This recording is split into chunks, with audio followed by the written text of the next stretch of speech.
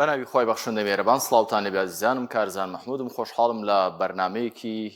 گفتوگۆ بە خزمەت ئێوەی ئەزیز و خۆشەویست دەگەمەوە. خۆشەویستانم، ئایندەی پەیوەندیەکانی نێوان هەرێمی کوردستان لەگەڵ بەغدا بەرەو کوێ دەڕوات. هەموو جارێک کاتێک کە بارودۆخەکە بە ئاراستەیەک دەڕوات کە وا هەز دەکرێت دۆخە ئیقلیمیەکە بە ئاراستەیەکە کە بەغدا لاواز دەبێت، هەرێمی کوردستان داشی خۆی سوار دەکات و بێمنەتی بەرامبەر بە بەغدا دەنوێنێ و ئەمە لە سیاسەتی هەرێمی کوردستان بەڕوونی دیارە. وە کاتێکیش کە بارودۆخی ئیقلیمی بە جۆرێکە وڵاتانی ئیقلیمی بە جۆرێک لە پاڵپشتی بەغدان ئەوانیش داشیان سوار دەبێت، جۆرێک بێمنە دەبن بەرامبەر بە هەرێمی کوردستان، وەکو خۆمان لە ڕابردوودا بینیومان 1001 دەرد لە جیاتیەوەی بەسەر دەسەڵاتدارانی هەرێمی کوردستان دابێنن بەسەر فەرمانبەران و خەڵکی هێژار دادێنن. ئێستا دۆخێکی نوێ یاخود گەڕێکی نوێی گفتوگۆ لە نێوان هەرێمی کوردستان و بەغدا هاتوۆتە پێش. ئەم دۆخە بەرەو کوێ دەڕوات و ئەم دۆخەی کە ئێستا لە پێش هەرێمی کوردستان و بەغدایە، ئەم جۆرە گفتوگویانەی کە هەن گفتوگۆی جددین ئەم جارە یاخود گفتوگۆکان وەکو ئەوکانی ڕابردوو هەر کات بەڕێکردن و کات کوشتن دەبێت ئەم دۆخە بە بارێکی دیکەدا دەسوڕێت. بەگشتی کابینەی هەرێمی کوردستان بۆچی تاوەکو ئێستا پێک نەهێنراوە؟ هەرێمی کوردستان چاوەڕێیە کە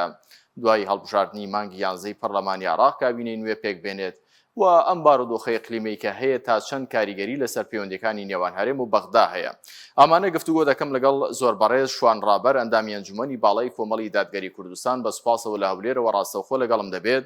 کاک شوان سڵاوتان لەبێت و سوپاس بۆ ئەم دەرفەتەی بەڕێزتان بەخێر بن. دەمەوێت لەو پرسیارەوە دەست پێ بکەم کاک شوان، ئێوە وەکو کۆمەڵی دادگەری کوردستان سەرنجتان چییە؟ ئەجێندای ئێوە چییە لەسەر دواکەوتنی موچەخۆرانی هەرێمی کوردستان کەوا بۆ 2 مانگ دەچێت موچەی فەرمانبەرانی هەرێمی کوردستان دواکەوتووە؟ بەڵێ، سەرەتا بە ناوی خوای گەورە میهرەبان زۆر سپاس بۆ جەنابەت کارزانی بەڕێز بۆ کەناڵەکەتان. زۆر سپاس. بێگومان تاخیربوونی موچە شتێکی خراپە و زەرەر و زیان بە خەڵکی هەرێمی کوردستان دەگەینی، بەڵام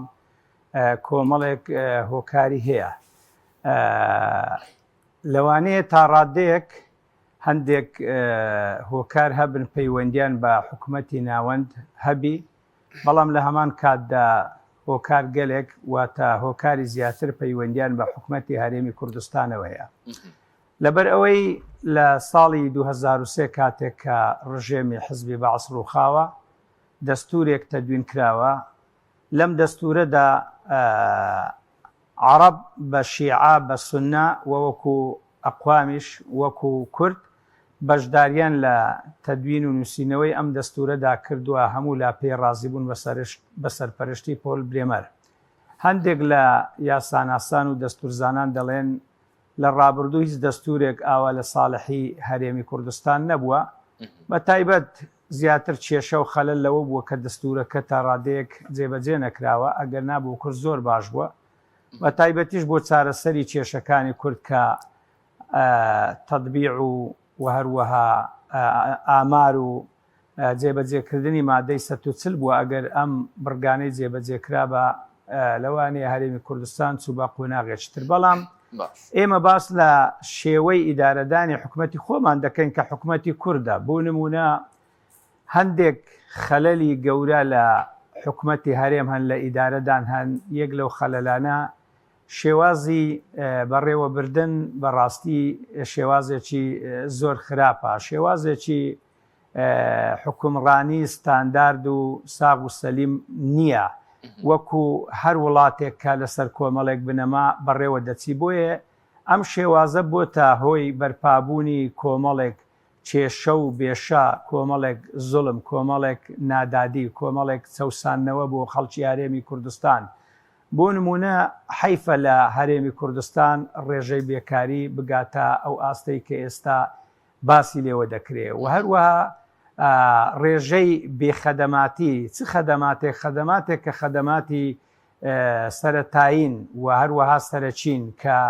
حکوومەت هەبێ دەبێ ئەو خەدەماتانە جێبەجێ بکە. لە هەمان کاتیشدا لە بەرامبەریدا ینی نرخی کاڵاکان، نرخی باجەکان، زۆر گرانە کە زەرەر و زیانی زۆر بە خەڵک دەکا یعنی لە مقابلی ئەو داهاتە تاکەی نییە کە تاچی کۆمەڵگەی کوردی هەیەی بۆیە دەتوانین بڵێن خەڵکێک تووشی کێشە و بێشەی کۆمەڵاتی دەبی ڕوو لە هەندەران دەکا یەکێک لەوانە کە موچەیە کە حەقی حکوومەتە بیدا مادام حکوومەتە نابێ بە ئەنجەتی ئەوەی لە بەغدا موچە نایە ئەوە هەندێک لە مەسادیرەکان دەڵێن لە ماوەی ڕابردوو حکوومەتی هەرێم لە ماوەی 28 مانگ 41 تریلیۆن دینار داهاتی هەبووە هاتووەتە دەستی ئەگەر بەراوردی بکەی لەگەڵ موچەی مانگانە و ئەو کارمەندانەی کە هەیە زۆر زیاتری لە دەست بۆ و زۆر زیاتر هەبووە و ماوەتەوە لامان کاتدا دادگای فیدراالی عراق لە مانجی دووی ساڵی 24 بڕیارێکی باشی دەرکرد کە لە ساڵحی هەرێم بوو لە ساڵحی موچەخۆران بوو بەڵام بەداخەوە هەرێمی کوردستان پێوە پابند و پێوە پەیوەست نەبوو زۆر ئەو داهاتەیە مرکزیە کە لە هەرێمە دەبێ ڕادستی بەغدا بکرێ وێ ڕای تەوتین و ئەو شتان بەلێ فەرموو مامۆستا شوان ئەو کاتە بڕیارەکەی دادگای فیدراالی هەرێم پێی پابند نەبوو و ئێستاش گەڕێکی نوێی گفتوگۆکان هاتوونەتە پێشەوە هەمانە و خاڵانن کە لە بڕیارەکەی دادگای فیدراالیدا هاتوبوونە پێشەوە و گفتوگان لەسەرکرابوو ئێستا هەر لەسەر ئەم خاڵانە خەریکە گفتوگۆ دەکرێت هەرێم ئەگەر دەیزانی هیچ ڕێگەیشکەی لە بەردەمدانیە هەرم خاڵانن کە دەبێت لەگەڵ بەغدا لەگەڵ یان بگاتە ئیتفاق بۆچی هەر ئەو کاتە نەدەگەیشتە ڕێکەوتن یاخود بە جۆرێکی دیکەم گفتوگوانەی ئێستا هەن هیچ جیاوازن لەگەڵ ئەو گفتوگوانەی پێشتر هەبوون خۆی کا کارزان گفتوگۆ و دانوستان لە نێوان حکوومەتی هەرێم و بەغدا ناوەند بۆ تەنەریتێکی دیبلۆماسی لە ڕابردوو دەسەڵاتی هەرێمی کوردستان بە فەخر و شانازیەوە دەیگوت ئەم مانگە ئەوەندە جارچوینەتە بەغدا ئەوە جێی فەخر و شانازی نییە لە کاتێکدا کە هەر ئەو دەسەڵاتە بوو ئیدعای دەوڵەت گەرایی کوردی دەکرد ئیدعای سربەخۆیی دەکرد بە تەمابوون ئیعلانی سربەخۆیی بکەن هیچ حساب بۆ دەوڵەتانی دەر و دراوسێ و هەتا عراقیش نەکەن بەڵام دواتر کورد لە ئاستی سیاسی گەیشتە ئەو ڕادەیە کە ئێستا چەندان وەفد بچێتە بەغدا کێشەیەکی ئابووری گچکە کە کێشەی دەستوری و قانونیە مەسەلەی میزانی و مەسەلەی موچە پێیان چارەسەر نەکرێ هەڵبەتە ئەوە دەتوانم خەلەلەکە باس بکەم کە خەلەلەکە ئەوەی کە دەکەوێتە سەر حکوومەتی هەرێمی کوردستان بە دەستور بە مرکز ئەوەیە کە هەندێک لە داهاتەکانی شەفافنین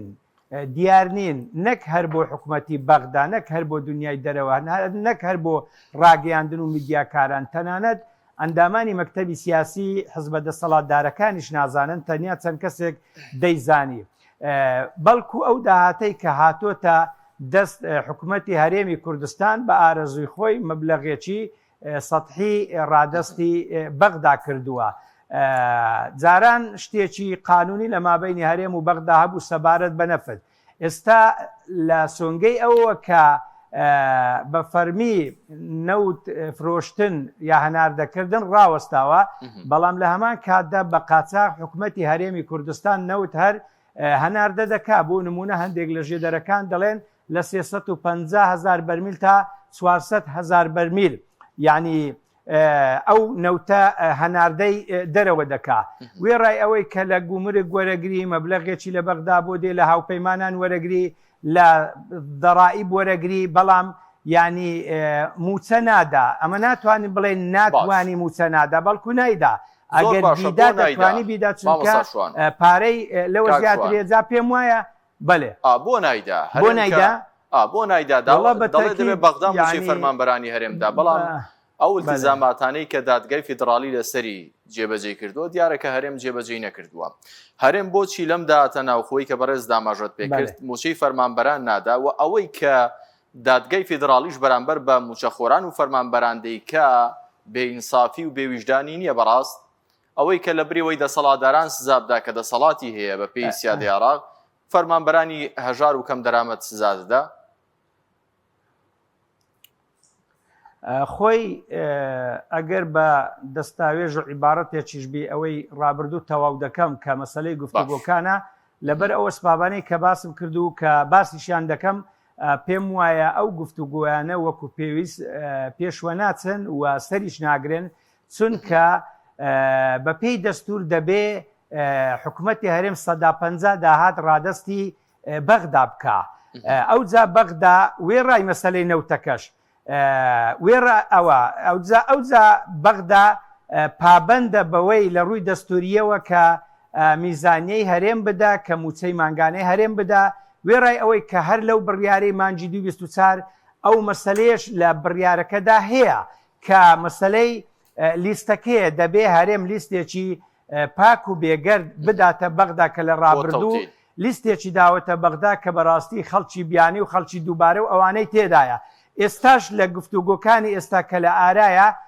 نەگەیشتونەتە ڕێکەوتن بەڵکو هەر دانوستان و گفتوگۆیە هەرچەندە کە حکوومەتی عراق داوای کردووە لە 400,000 بەرمیل حکوومەتی هەرێم 280,000 تا 300,000 ڕادەست بکە 150,000یش هەرێم داوا دەکا بۆ ناوخۆ خەرج بکرێ لە بری ئەوە حکوومەتی بەغدا عراق ینی موچەیە دەنێری ئەو موچەیە دەنێری کە ئەو لیستەی کە حەقیقیە لە لای بەغدا هەیە و لە هەمان کاتیشدا لە مقابلدا هەرێمیش 150 ملیار دینار ڕادستی بەغدا بکە بەڵام هێشتا نەگەیشتونەتە ئیتیفاقکەواتە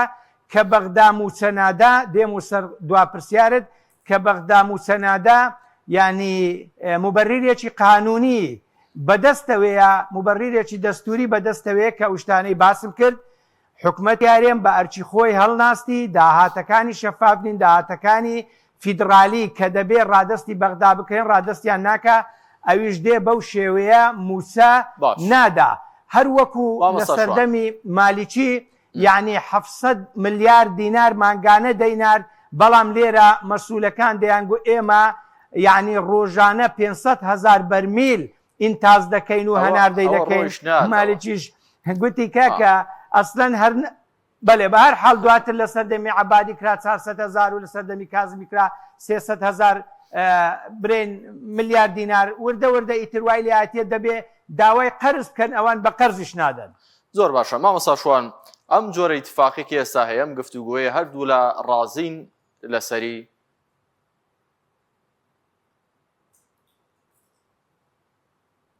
مامۆستا شوان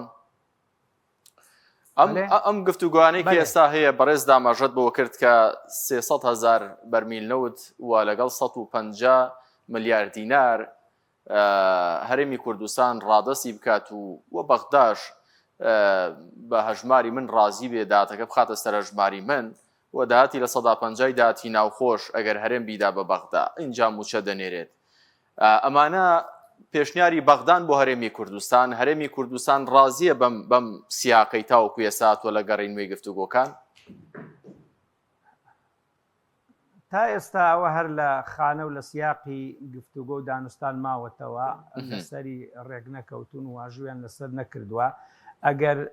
حکوومەتی هەرێم ڕازی بی قەناعەت دەکەم بەغداش ڕازی بی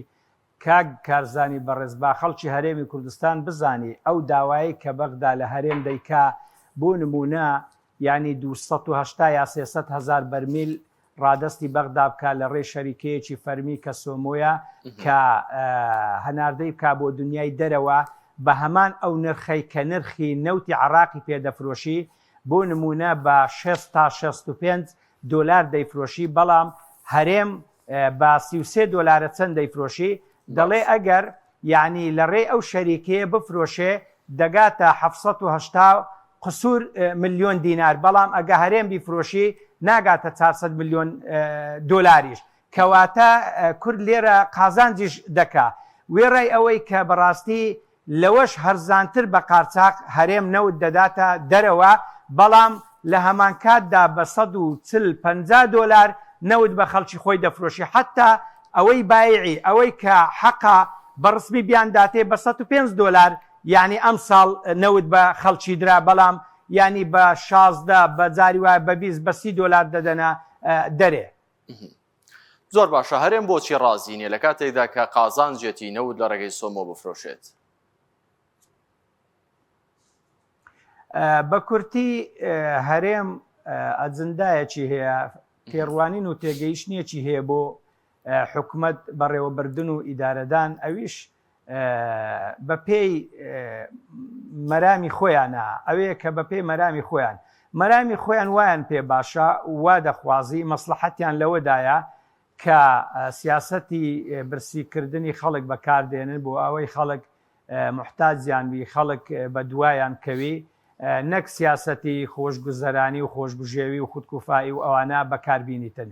ئیدی بە هەر حاڵ ئەوەش لە دومایی و کۆتاییدا بە تاکید میلەت زەرەری لێداکەوە دەسەڵاتدارانیش زەرەری لێ دەکەن چونکە لەوانەیە خەڵک هەر تا ڕادەیەک یعنی تحملی بکە و بەرگە بگری بەڵام دواتر تحمل نەکا و بە خراپ بەسەر هەرێم و بەسەر دەسەڵاتیشدا بشتێتەوە ئەگەرنا هیچ شتیتر لە ئارانیە حکومەتی هەرێم پارەیەکی زۆر و زەوەندی هەیە بەقەد ئەوەی هەیە کە یعنی مانگانە پارە بداتە خەڵک بەڵام نایدا فەرموو حکومەتی هەرێم خۆ بە شەڕی داعش هەڵ دەچێشی کە شەڕی تیرۆرە کە دنیای دەرەوە هاوکاری کرد پاڵپشتی کرد لە هەمان کاتدا دەمانگا پارەی موچەی هەندێک لە خانەوادەی ئەو شەهیدە بەڕێزانە نەدراوە ئەوە دوو مانگا موچەی مانجی پێنج نەدراوە یعنی بەڕاستی لە زۆر شوێنان بێ خەڵک نەتەحمل دەکاونە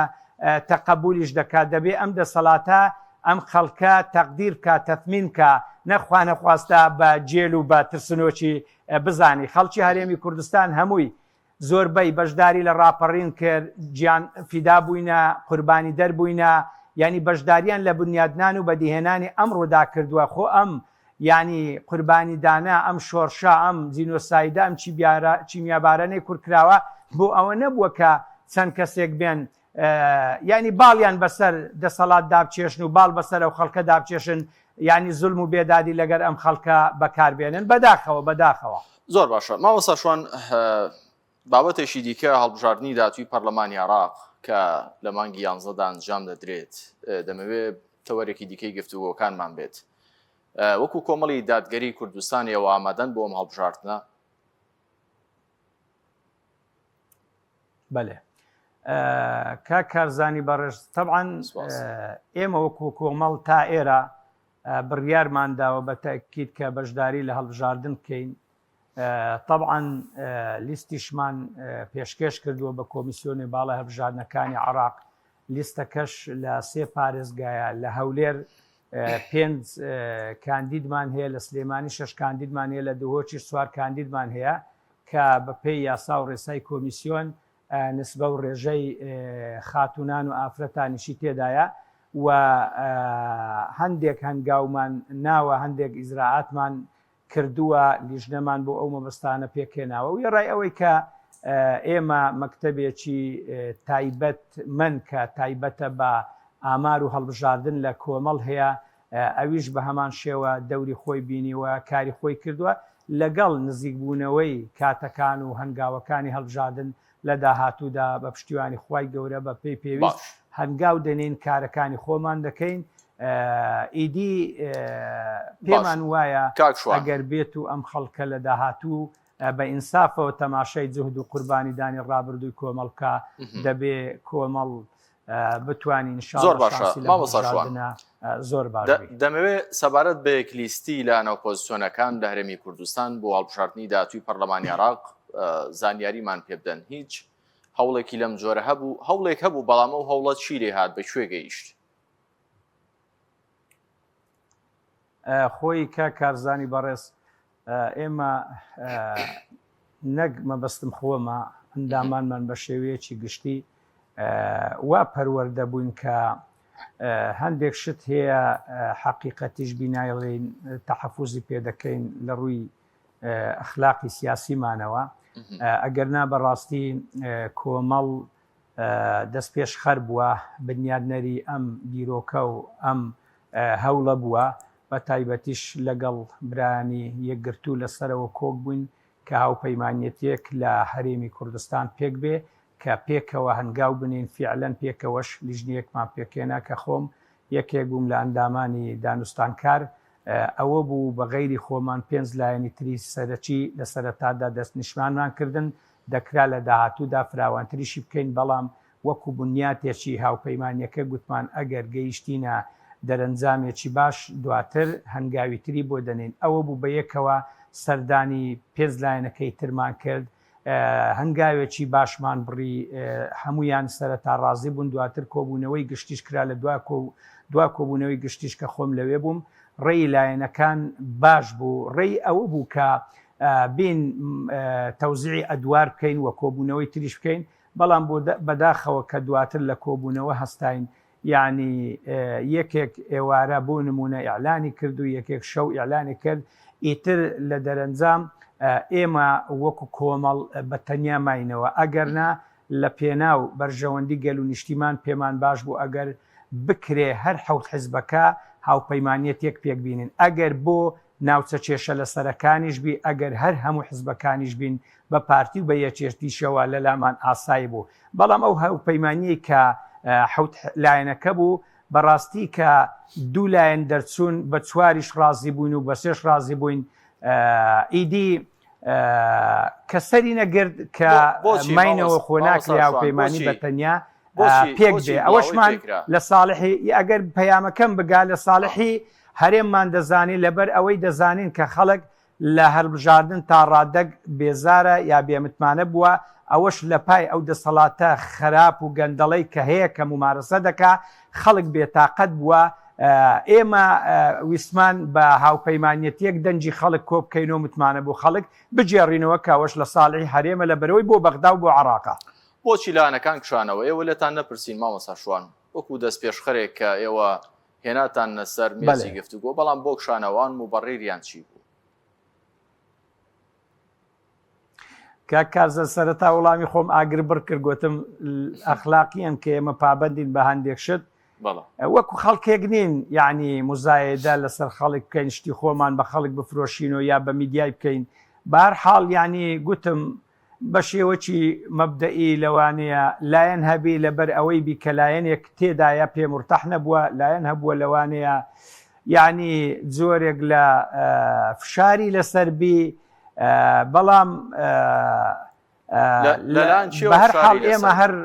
هەولی خۆماندا بەس بە هەر حاڵ خۆی ئەو هاوپەیمانەتیانە کە هەولیان بۆ دەدرێ بە تەکید لایەنەکانی دەسەڵات هەولی خۆیان دەدەن کە فشار بخەنە سەر لایەنەکان، لەوانەیە لایەنی ئیقلیمی هەوڵ بدە. بەڵام ئێمە ڕێزمان بۆیان هەیە تا ئەو ڕادەیەی ئەگەر پێچیش نەهات، بەڵام ئەمڕۆ گوناهە خراپە شت بە غەیری خۆیان بفرۆشنەوە، بە خراپ وەسف و پێناسەی غەیری خۆیان بکەن، خۆیان بکەنە تاکە سوارچاک و شاسواری ساحەکە و هاوپەیمانەتیەکە بڵێن ئێمە بووین، ئێمە کرمان، ئێمە وا بەنمونە یعنی جارجارە لێرە و لەوێ گوێبیستی ئەو شتانە دەبین. بڕوا بکە من ئێستاش وە لە ڕابردوش وە لە داهاتوش لەوانەیە یعنی لەبەر پابەند بوونمان نەتوانین هەندێک حەقایقەکان بخەینە ڕوودەنا، خۆمان لە قوڵایی گفتوگۆکان بووین، ئاگامان لە جەرەیانی هەموو هەوڵ و هەموو گفتوگۆکانە. بەڵام بۆچی نایڵێن ڕاستیەکان مامۆستا شوان حتا بۆ لایەنگرانی خۆشتان وا باشتر نییە کە هەموو خەڵک وەڕای گشتی ئەم ڕاستیانە بزانن؟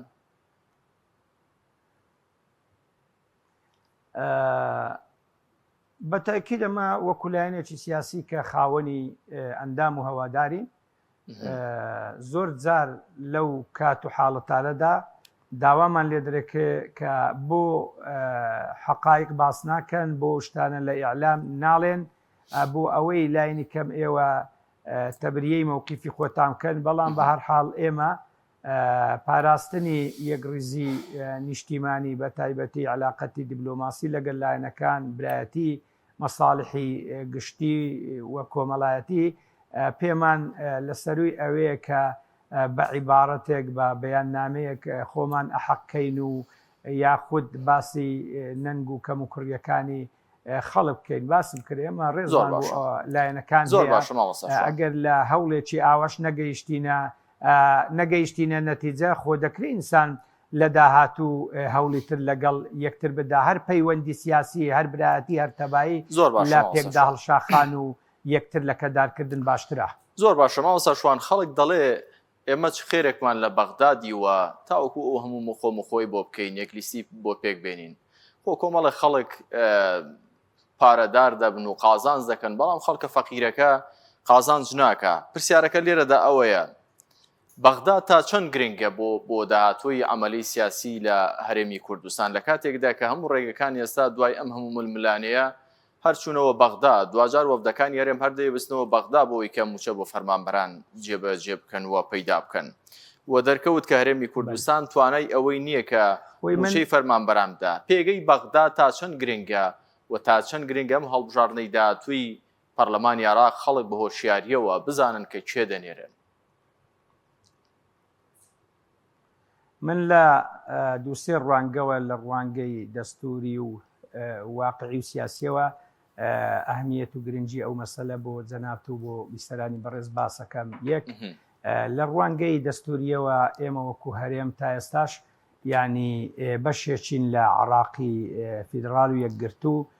کەواتە چۆن دەمانەوێت لە هەرێم لە دەسەڵات بین دەبێ کوردیش بە هەموو لایەن و پێکاتە جیاجیاکات بە دەسەڵات و بە ئۆپۆزیسیۆن لە بەغداش لە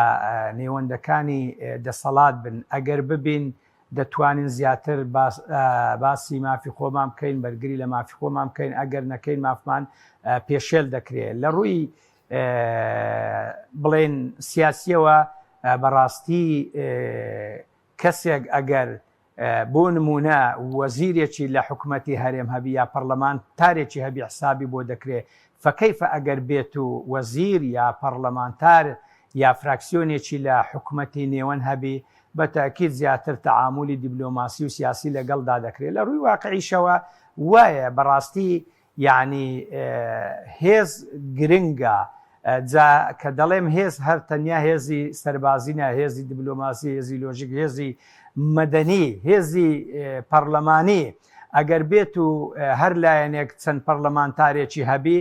بە واقع زیاتر حسابی لە بۆ دەکرێتن. زۆر جاریش لەو پێناوەدا لایەنە دەسەڵاتدارەکان چ لە نێو خۆ چ لە دنیای دەرەوە حتا زلهێزانی جیهان خەڵک بەوە فری و دەدەن بەوە چاواشە دەکەن کە دەسەڵات هیچ نییە ینی هێز هیچ نییە ئینسان فەقیر بی ئینسان بێ دەسەڵات بی بوو ئەوەی سەیتەڕەی بکەنە سەر ئەدی هەر ئەوان نینە شەڕ لەسەر هێز دەکەن شەڕ لەسەر دەسەڵات دەکەن شەڕ لەسەر پلە و پۆست دەکەن. ئەگەر ئەوان دەسەڵات و پلە و پۆستیان بۆ خراپە دەوێ بەڵام ئێمە وەکولایەنێکی معارەزە وەکولایەنێکی دینی و نەتەوەیی بەڕاستی دەمانەوێ بە دەسەڵات بە ئاست و پۆست خزمەتی گەل و نیشتیمانی خۆمان بکەین هەروەکو لە هەشتاکان هێزێکی چەکدار بووین یعنی بە خوێن بە ئاراق بە قوربانی لە پێناوی ئەو خەڵکە بەرگریمان لەو خەڵکە کردووە. ئێستاش دەمانەوێت لە نێوەندە سیاسیەکان و لە نێوەندە دیبلۆماسیەکان و لە نێوەندە مەدەنیەکان بەرگری لەو خەڵکە بکەین. هیچ کەسێک ناتوانی بڵێ بۆ دەگەڕێنەوە بەغدا یا بۆ خەڵک لە بەغدا بەشداری دەکا یا بەغدا ئەهمیەتی چیە. بەغدا ئەهمیەتی زۆر زۆر باشە خوا دەکا هێزێکی وەکو ئێمە کورسی زۆر دینین. ئێمە جاری وا هەبووە بە یەک پەرلەمانتار جاری وا هەبووە بە دوو بە سێ خەڵک کردار و بڕیار و بڕشتی ئێمەی لە بەغدا بینیوە کە چۆن ینی لەسەر ئاستە جیاجیەکان کارمان کردووە بە تاکید لە داهاتوش ئەگەر پەرلەمانتاری زیاترمان هەبن زیاتر داکۆچ کار دەبێت. زۆر باشە. بابەتێکی دیکە دۆخی ناوخۆی هەرێم پرسی دواکەوتنی پێکەنانی کابینی نوێی حکوومەتی هەرێمی کوردستان. ئەم کابینەیە بووە دواکەوت قسەیەکەیە کە چاوەڕێن دوای هەڵبژاردننی پەرلەمانی عێراق ئەم کابینەیە تەشکیل بکرێت و پێک بهێنرێت. بەڕاست هاوڵاتیان بۆ ئەوە دەنگیان داوە بە لاەنە سیاسیەکان ئەگەرچی کۆمەڵی دادگەری بەشداری نەکردووە کە ئاوا کابینەکە دوا بکەوێت و ئاوا خزمەت گوزاریەکان دوا بکەون. سەرنجی ئێوە لە سەرم بابەتە چییە؟ بەڵێ خۆی کاکاوزام شتێکی متتەبع و مسلەم و نۆرماڵە کە هەڵبژاردن دەکرێت. هەڵبژاردن بۆچی دەکرێت؟ دیارە هەڵبژاردن بۆ ئەوە دەکرێت کە حکوومەتی نوێ یا پەرلەمانی نوێ پێک بێ. حکوومەتیش تەبعاً لە ڕێگای پەرلەمانی نوێەوە پێک دێ. خەڵک لەوانەیە لە ڕابردوو لە حکوومەت نیگەران بی بەڵام لە داهاتوو دەیەوێ بە دەنجی خۆی نەقشی خۆی بکە پەرلەمانێک بنیاد بنێ نوێنەرێک هەڵبژێری کە ئەو نوێنەرەی حکوومەتێک تەشکیل بکە حکوومەتەکە حکوومەتێکی نیشتیمانی بی خزمەت گوزاری بی لە بەرژەوەندی گەل و نیشتیماندابی هەروەکو ئەمە لە ڕابردوو بینیمان کە ئەو حکوومەتەی کە هەبووە بەڕاستی خراپەکاری زۆری بەرپا کردووە لە سایەی ئەوە لە سۆنگەی ئەوە خەڵک زۆر بێزار بووە لە بەرەوەی کۆمەڵێک گیر و گرفت و کۆسپوتەگەرە و ئاستەنجی هێناوەتە ڕێگای خەڵک جا کە هەڵبژاردننی نوێ هاتە ئاراوە دەنجی نوێ دراوە نوێنەری نوێ هەڵبژێردراوە بۆ ئەوە بووە کە پەرلەمانەکە کارابی و پەرلەمانەش حکوومەتی نوێ هەڵبژێری بەڵام بەداخەوە کە تا ئێستا ئەم پەرلەمانە کۆ نابێت و هەرچەندە ئێمە تێدانین بە حکمی ئەو تەزویرەی کە لەگەڵمان کرا ئێمەش ئەو هەڵوێستەمان بە شایەنزانی کە وەری بگرین بەڵام خۆ زۆرینە لە پەرلەمان هی هەردوو لایەنە دەسەڵاتدارەکانن ئایا ئەو پەرلەمانتارانە ئەمن ڕێزم بۆیە ئەگەر فیعلە نوێنەری گەل و نیشتیمانن نوێنەری خەڵکن ئایا بۆ یعنی بۆ خەرقی بڕیاری حزب ناکەن نایەن لە پەرلەمان دابنیشن لەسەر پەرلەمان بەرجواب نایەن خۆی حکوومەت پێی خۆشە یعنی پەرلەمان کۆنە بێتەوە و حکوومەت هەروە بڕوا و بەبێ سانسۆر بۆ نمونە 15 ساڵە ینی تا ئێستا میزانیە لە هەرێمی کوردستان هی حکوومەت نەچۆتە پەرلەمان هەبۆیە حکوومەت بە ئارەزوی خۆی هەنگاو دەنێ بە ئارەزوی خۆی گوزەر دەکا هیچ سانسۆرێکی لەسەر نییە. پەشیمانین لەوەی کە بایکۆتان کردووە یاخود سەربەرز نوێ شار سوورن خۆی دائیمەن بڕیاری سیاسی لە هەڵکەوت و واقعدا دەبێ ئەتوو پێتوابی کە ئیجابیات و سەلبیاتی دەبی بەڵام لە ڕووی عورفی حزبیەوە مادام بڕیارێک حزب تەبەنی کردووە بە تایبەتیش سەرکرداتی ئەم حزبە بە زۆرینە طبعا لە 26دا بڕیاریاندا کە بەشداری لە پەرلەمان ناکەین بۆیە هەمومان پێوە پابەند دەبین بە شتێکی ئاسایی و ئەسپایی دەزانین. سەبارەت بە پەیوەندی نێوان هەرێم و بەغدا کۆمەڵێک گۆڕانکاری ئیقلیمی ڕوویاندا مامۆستا شوان بە تایبەت ئەم شەڕەی کە لە نێوان ئیسرائیل و ئێران هاتە پێشەوە دەمەوێت بپرسم ئەم پرسیارە هی پێش ئەم پرسیاری پێشووترم بوو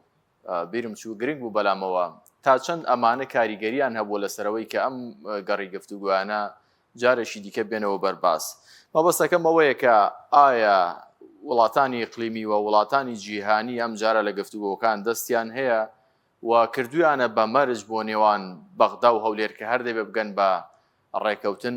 و پێدەچێت ئەم جارە بەغدا جۆرێک لە سازش و نەرمی زیاتر بەرامبەر بە هەرێم بنوێنێت بۆ پێی کە بارودۆخی ئیقلیمی تا ڕادەیەک گۆڕانکاری بەسەرداتوە خۆی بە کورتیە من پێم وایە وڵاتانی ناوچەکە لە نێویشیاندا دەسەڵاتی هەرێمی کوردستان لەلایەک لە شەڕی نێوان ئیسرائیل و ئێران مەترسی هەبوو لەلایەکی تریشەوە گوێ قوڵاق کردبوو کە کەوتنێک ببێ گۆڕانکاریەک بێتە ئاراوە بە قازانجی کورتەوە بی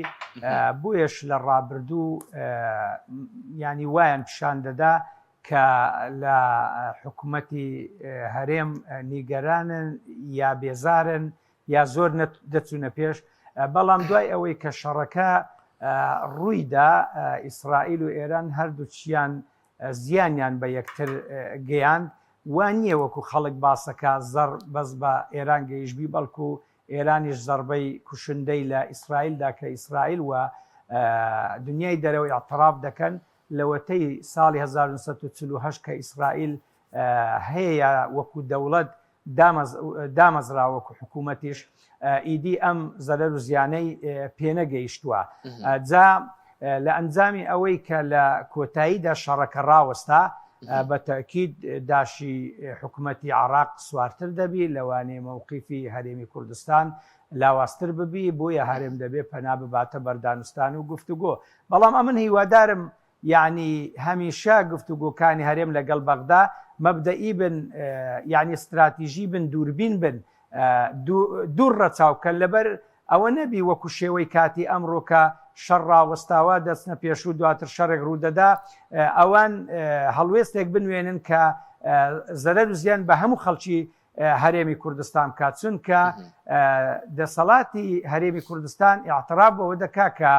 ینی ئێمە بەشێکین لە عێراق ئەوە بوو کە ڕیفراندۆمیان ڕاگەیان هەر دواتر بۆ خۆیان گوتیان با دەرگای حیواردا نەکرێ وەک بڵێ نەتیجەی ڕیفراندۆمەکەیان بۆ خۆیان تەجمید کرد یا هەڵیان وەشاندەوە کەواتە مادام ئێمە لە زمنی منزومەی جوگرافی و حکومڕانی و دەوڵەتداری عراقین دەبێ بە دەستورەوە پابند بین ئەنجەد بەدەست بەغداوە نەدەین بۆ ئەوەی ئەگەر ئەمە مافی خۆمان بە بەغدادا بەغداش مافی خۆی بە ئێمە بدە ئەگەر بەغدانەیدا هەموو مانگلەی لە بەغدا بکەین بەڵام کەم و کوڕی حکوومەتی ئێرە ئەوەیە کە داهاتەکانی شەفاف نییە و ئەو پارەیە کە پێویستە بە دەستور ڕادستی بەغدای بکە نایکە بەغداش دەیکاتە ئەنجەد بارت دەبا پێت دەوێری یعنی ئەویش قوتەکە لەدەست ئەوە کە موچەیە کە میزانیە وەکو پێویست نایدا بەڵام لە سۆنگەیەوە داهاتی زۆر لە هەرێم هەیە ئەگەر ڕاستە یعنی حکومڕانیەکی تۆکمە و تەواو هەیە دەبێ موچە بۆ خەڵک سەرفکەن بەڵام بەداخەوە ئیتر زیاتر هەوڵی گیرفان پڕکردنی خۆیان دەدەن. زۆر بەڕێز